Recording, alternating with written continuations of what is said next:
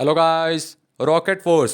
India requires thousands of low cost subsonic cruise missiles. तो मैंने एक वीडियो में बताया था कि इंडिया अपने रॉकेट फोर्स को बनाने की तैयारी कर रहा है। उसके लिए वो 250 प्रलय मिसाइल्स को लेने की तैयारी में है, यानी खरीदने की तैयारी में है। रॉकेट फोर्स इंडिया को ज़रूरत है कम से कम 1000 से ज़्यादा low cost subsonic cruise missiles की। तो ये देख सकते हैं, ये क्रूज मिसाइल है। India has been laying the groundwork for the establishment of fourth wing of its armed forces, which will include the development of rocket force as to serve as India's primary instrument for the strategic nuclear deterrence and long or medium range precision strike with conventional missiles. India अपनी चौथी force बनाना चाह रहा है, जिसका नाम उसने rocket force रखा है। उसके लिए वो ग्राउंड वर्क देख रहा है स्टेबलाइजमेंट करने के लिए। फोर्थ विंग अपने आर्म फोर्सेस का इंक्लूड करेगा डेवलपमेंट रॉकेट फोर्स का, सर्व करेगा इंडिया के प्राइमरी इंस्ट्रूमेंट को, स्ट्रेटजिक न्यूक्लियर डिफरेंस को, यानी जितने भी इंडिया में न्यूक्लियर हथियार हैं उनका रॉकेट फोर्स कंट्रोल करेगी। लॉन्ग या मीडियम रेंज प्रिसीजन स्ट्राइक होगा, मतलब लंबी दूरी तक, साथ में मीडियम रेंज प्रिसीजन, सही जगह पर स्ट्राइक किया जाएगा कन्वेंशनल मिसाइल्स के साथ।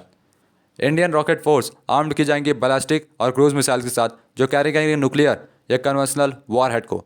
इंडिया के न्यूक्लियर और कन्वेंशनल बैलिस्टिक मिसाइल्स की कैपेबिलिटी ग्रेटली इंप्रूव्ड हुई है ओवर द लास्ट 2 डिकेड्स। 20 सालों में इंडिया की न्यूक्लियर और कन्वेंशनल बैलिस्टिक मिसाइल की क्षमता ग्रेटली इंप्रूव हुई है, अच्छी तरह से इंप्रूव हुई है।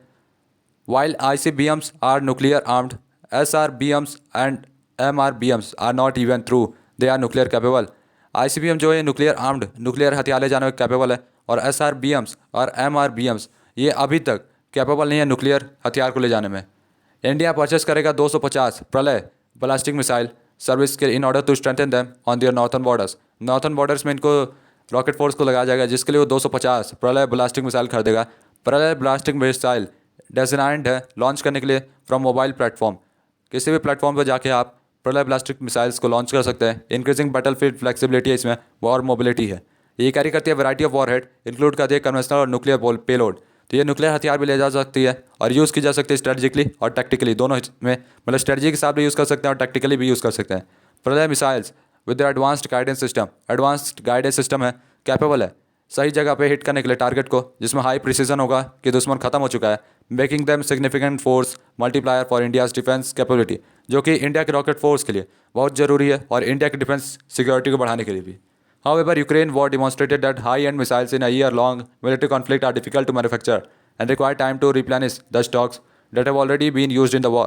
So it is critical that the inventory of Pralay and BrahMos missiles is not used on a low-cost target and is kept only for high-value target.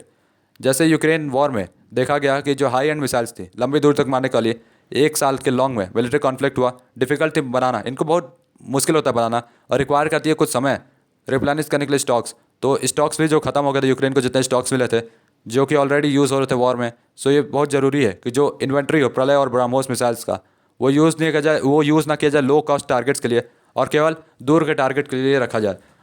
Ground launched cruise missiles GLCMs अभी उनको take off लेना है और India को need है 4 से 5 अलग अलग programs specifically different classes of weapons meet करने के लिए requirement low tier missile system की।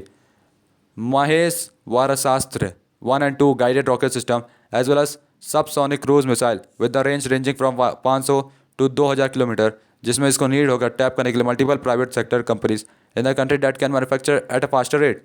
ग्राउंड लॉन्च क्रूज मिसाइल अभी भी बना नहीं अच्छे से और इंडिया को जरूरत है 4 से 5 अलग अलग प्रोग्राम्स के, अलग क्लासेस ऑफ वेपन्स की मीट करने के लिए अपने रिक्वायरमेंट को, लो टायर मिसाइल सिस्टम को, महेश्वस्त्र 1 and 2 गाइडेड रॉकेट सिस्टम, साथ में सबसोनिक क्रूज मिसाइल्स जिसका रेंज हो 500 किलोमीटर से 2000 किलोमीटर तक, जिसके लिए उसको नीड है मल्टीपल प्राइवेट सेक्टर कंपनीज की कंट्री में, जो कि बनाएंगी फास्टर रेट में। तो गाइस तब तक के लिए good bye, tata bye bye.